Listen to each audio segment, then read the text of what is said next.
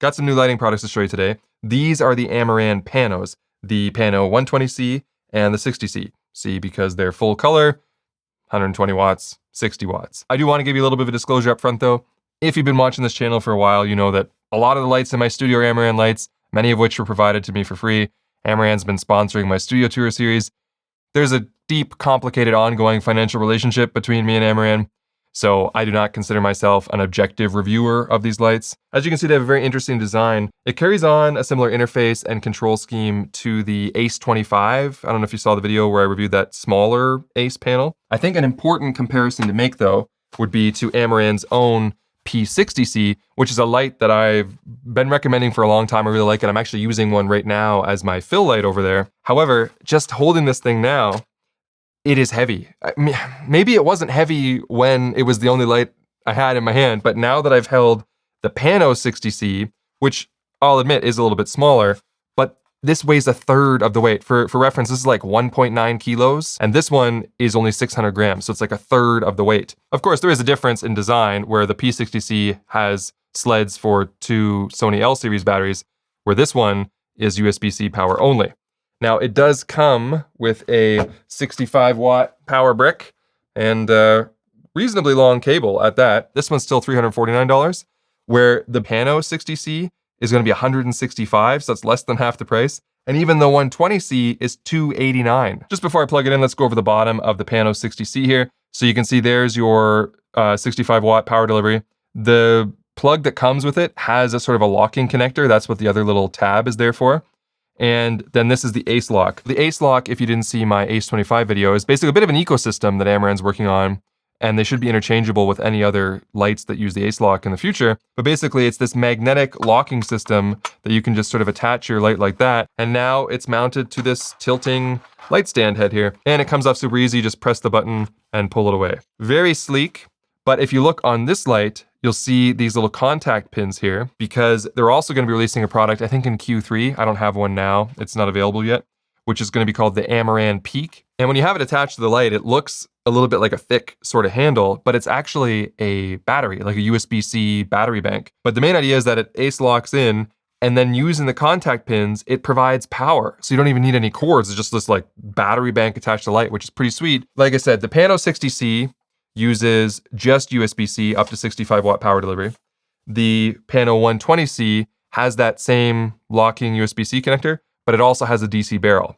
And what you get with the light is the DC barrel brick, not the power delivery brick. But of course, you don't have to use the included power brick. You can use your own USB solution, including just using, a V-mount battery with a USB port on it or any other kind of USB battery bank. So that's what I'm gonna use here. And have I shown this yet? I don't know. These are the new 15-foot purple undone USB-C to C cables that we're working on. Hopefully they'll be ready to order by the time this video goes live. Originally, I was using them just as power cables. It was like, I want like a 100 watt long USB-C power cable because all my cameras are like plugged into USB-C power now. But then we also discovered that they kind of work well as tethering cables as well for, hooking your camera up to Lightroom or Capture One or something like that. I've been testing them with a bunch of cameras and they work incredibly well. So we also made a right angle version, just one end. One end will be right angle. Another one will just be straight to straight. So they'd be really good option for long USB tethering or long USB power. I do not recommend them and I do not suggest that you buy them for long data transfer for bus powered. Don't go your Samsung SSD to your computer. You're gonna experience a lot of, speed reduction using a cable like this. This is not what it's for. But camera tethering, because it's a powered device or running a power cable, these are excellent. I highly recommend them. Check them out using the link in the description. What's cool though, is that if you don't provide sufficient power, so if instead of using a 140 watt battery, I was using only a 100 watt battery or a 65 watt battery, the light will just adapt and then tell you it. So it'll go to 70% and say, we're limited to 70% in this mode because you're only giving it 100 watts. And if you put it on the 65 watt charger, I think it'll say, we're limited to 40%. And it's cool that it does that, so you don't have to provide 140 watts. You can just use whatever you've got handy. But to get a full 100% output on it, you will need a 140 watt charger. This isn't really much of a complaint, but if you wanted me to be a real stickler, which I know some people like, the buttons are a little bit clicky. Other than that, I like the design, I like the build quality, I like the fit and finish of it. I like how quiet the fans are. They are surprisingly quiet. Even this one, when I was doing, like I said, I had it 30 minutes full blast, 140 watts. I was like this close and I could barely hear the fan. So like I was saying, it's a similar interface to the Ace 25. And I like that amaran is doing that, keeping a like consistent user interface. So CCT mode, HSI mode, because again, they're full color, RGB, effects. It's got all of them. It's full color lights, so all the effects are in there. Bluetooth, because yeah, you can connect it to the app. You can use either, I believe, the Sidus Link app or Amaran's new super clean UI app as well. And then custom, this is what I was saying, where you can actually map the buttons to be a custom function. So if you go in here, you can have it to where either you hold or you double press. And say you choose the hold one, then you can go through and choose, okay, maybe when I hold the back button, it's gonna go in HSI mode. And then it has a studio mode, which is so cool, because it used to be that you'd have to get more of the higher end aperture lights, but this is the first time I've seen an amaran light. Maybe it's because I talk about it in every single amaran light video that I cover. But what it allows you to do, which is something I enjoy, is that you can choose whether or not the light will resume when power is resumed. So say you had it plugged into a power strip and you turn the power strip off. If you turn the power strip back on, whether the light comes on again automatically is determined by studio mode. This gives you a lot of flexibility where you could have it like I like to have here, where all my lights are on one power array and then I have a master switch. Turn the switch on, the whole studio turns on. If I didn't have the ability to do that, it could be that I turn the switch on and then I have to go to each light and physically turn the lights back on. So just having the flexibility to do that, thank you for including that. There's also a CCT widen range, which you can enable if you want to go beyond the regular CCT range using more of the, color LEDs in order to make that happen. I'll show you the range in a second. Change your language, change fan mode, including a silent mode. Let's go into CCT. So as you can see, you've got green magenta shift, which I love, and then we've got the CCT mode. So currently we can go down to 2300 or up to 10,000. And like I said, you can actually widen it from there if you want. You'll also notice as I turn the wheel that it is quite good at detecting your sort of acceleration so you can get there quickly. So if I want to just like turn it rapidly, there's 4,000, but I can also come in and turn it slowly. This is something that's actually kind of tricky to get right. There's a lot of lights where it's like, I feel like I'm scrolling too much. It's not speeding up fast enough. And other ones where then you can't really like dial it in precisely. You're going to get this as the diffuser, which is kind of, it's funky. So it comes with these little hooks here, and you just hook them down into that grill like that, and then you just stretch it across and hook it in on the other side, and then you have this. A little bit unconventional looking, but I think that it does the job for, a no added cost accessory. Then you're gonna get a little included softbox, for which the panel sits inside there, and then there's an optional grid that can go on top of that as well. And one of those kits with the softbox and stuff comes in a bag like this, where you'll get your power brick, softbox, grid, put the light in there, and a nice little carrying case. But if you get the 2-light kit for the Pano 60c, which again I think is cheaper than a single P60c from the previous generation, then you get this bigger case with a whole bunch of little separators in there. And also, this is not important, but this texture here is very nice to touch. 2 light stands, 2 softboxes, 2 of the 65-watt chargers, 2 of the Ace lock things, but then, and the case, and 2 lights and stuff, obviously. But then you also get 2 of these light stands. Let's do a demo with this one. So check it out, Ace lock, press the button, pull the light out. Super easy. It's not the most like robust light stand by any means. It's supposed to be portable. But what's cool is you can flick these little levers and then it turns kind of inverted on itself. And then this thing will just like fit in that bag, super collapsible. But it also has multiple geared options here for how tall you want to make it, because the lights aren't heavy. So they don't really need a lot, but it actually goes quite high for how collapsible it is. It's a good little value add. The Ace lock head is metal. The knobs are nice. It's great, but there's no umbrella holder or anything sort of extra you can do with it. You can basically just attach the panel, attach it to a light stand. Where if I compare that to something like the P60c one, a little clunkier, maybe not as elegant as the Ace lock one, but it did have a little bit more versatility, including an umbrella holder here, which I did find useful. A couple of the times where I would do a quick setup of the P60c, I would throw it on here, throw an umbrella in front of it and be like, yeah, that's a decent sized source, decent catch light, and I'd be fine with it. We don't really have that option with the Ace lock without, needing to do some rigging.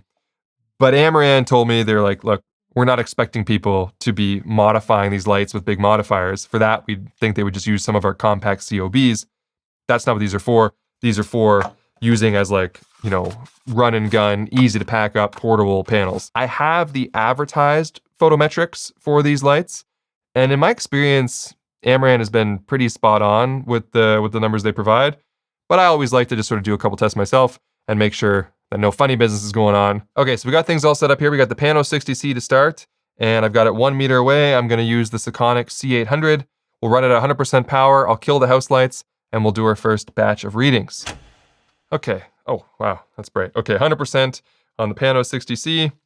Let's take a reading. We're getting 5400 Kelvin. The light is set to 5600 Kelvin, so that's quite good. 0.1 green is excellent, and 6900 lux, with an SSI daylight of 76 and a CRI of 96.7. Let's compare that to the advertised specs. They say 96 CRI. SSI's daylight of 74, we got 76, so that's good. 5600 Kelvin is supposed to be 6200 lux, we got 6900 lux. Something that I should mention, by the way, the beam angle on all these is 45 degrees, which was also the same beam angle on the original P60C. So you're not losing anything there. For comparison, the original P60C was a 74 daylight SSI, CRI of 95, and 5900 lux at 5600 Kelvin. So again, the photometrics of this smaller light are the same or better than the P60C, but at less than half the price. Okay, oh, that is brighter than the other one. We've got the Pano 120c at 100%, 5600 Kelvin, nothing on the green magenta.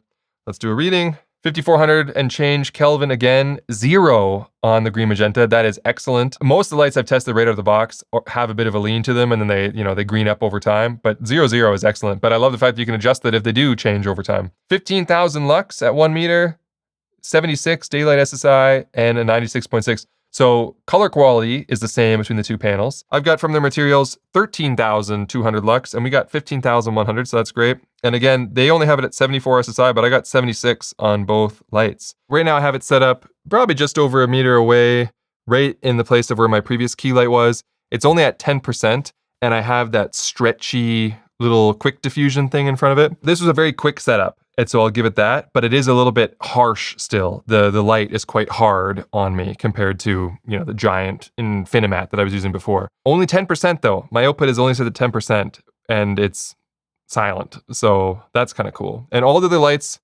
in the studio are the same as they were before. It's just that the key light is turned off and replaced with this one. Something I'm not in love with the softbox, I think the softbox itself is cool, but it's the installation that I don't really love. It's maybe just because I'm spoiled by the P60C original one. I found that one, you just kind of pulled these elastics over the corner.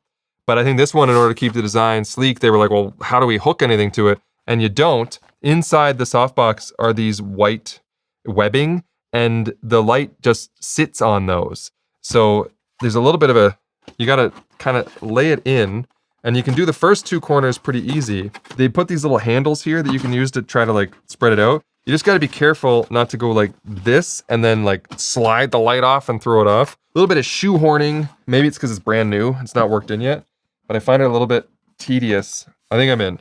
So it wasn't too bad, but it did take a minute. And then you just got these little Velcro straps, and they just go around and secure it down in both directions. Once it's in there, these straps make it feel more confident than the P60C did. Okay, so we're back at 10%. This is 10% again with the softbox, which means that the diffusion material is probably about the same, stop reduction in the light, but it's still quite a hard light. But why don't we try a simple bounce? Okay, so I had to crank it up to 75% to bounce it, but you can see it's already looking so nice. We're getting a lot of spill though. Why don't we try putting the grid on? That way we can see fully modified, it's probably gonna reduce the output even more, and then we can see what do we get out of this thing. Okay, the grid was actually super easy to put on. It just kind of sits over top of the softbox with a little Velcro. That was not much spill now, which is nice. Let's go all the way to 100%. And we'll adjust the angle a little bit. So just something like that. I'm not gonna spend too much time on it. We got the grid now, so there's less spill, less flare going on the lens. Just bouncing right there, hit me in the face. The bounce that it's hitting off of is slightly further away than the light was before. I would put it at maybe, 1.3 meters. And light is now at 100%. Fans are going full tilt if you want to have a listen. they're quite quiet, and they're right beside me, and the microphone is right here. And this is nice. So you certainly can just get a bounce going and get a nice soft light. Actually, you know what's funny? I just did all this talkable there. I guess I'm gonna have to bounce it. And then I looked up at in the top left over here where the P60C is, and I'm basically doing that anyway. I have the P60C with its softbox on, bouncing it off of a sound blanket, and that's what's coming across as the fill. So I think that's a perfectly acceptable use case. I don't know why I was being so hard on this one. It's like, why can't I put a 150 centimeter softbox on? It's like, just bounce it. Just bounce it. Okay, let's do one more funky little test I wanted to try.